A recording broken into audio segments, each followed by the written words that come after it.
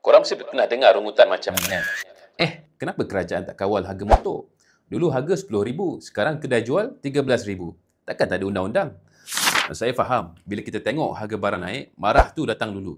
Tapi pernah tak kita tanya, perlu ke kerajaan kawal semua harga? Atau sebenarnya itu kerja kita sebagai pengguna? Untuk faham isu harga ni, kita kena faham dulu, Malaysia ni guna sistem ekonomi apa?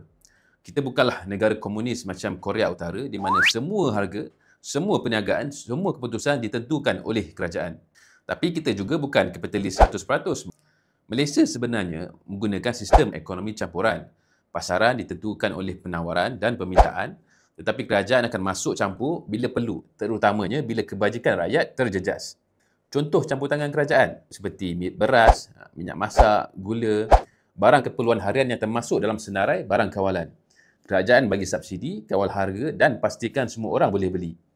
Tapi motor NVX, skuter ADV, itu barang kehendak, bukan barang keperluan. Isu motor naik harga ni ramai marah bila harga model tertentu naik melambung. Contohnya kita tengok Yamaha NVX, harga asal hampir RM10,000. Tapi dekat kedai boleh jadi RM13,000. Tapi adakah itu salah kerajaan? Tak juga. Ini pasaran persaingan sempurna. Bila permintaan tinggi tapi stok terhad, harga naiklah. Macam kita beli tiket konsert atau iPhone baru keluar, konsepnya sama. Kedai motor, mereka naikkan harga sebab tahu orang tetap akan beli. Bila pembeli berebut, peniaga ambil peluang.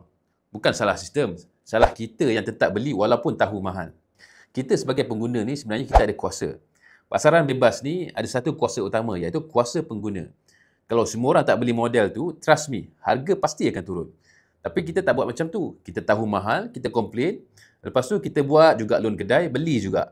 Lepas tu akhirnya salahkan juga kerajaan. Jadi, adakah kerajaan perlu masuk campur bila harga barang naik? Ya, tapi bergantunglah pada jenis barang. Kalau barang keperluan naik, harga melampau, kerajaan wajib bertindak. Tapi kalau barang kehendak naik sebab permintaan, itu adalah urusan pasaran. Nak kawal harga motor, senang je. Tak payahlah beli. Nak ajar peniaga yang jual harga mahal-mahal. Beri mesej dengan dompet, bukan dengan tweet. Ekonomi ni samalah macam sistem demokrasi. Kita ada kuasa, tapi kalau kita tak guna dengan bijak, sistem pun takkan jadi adil.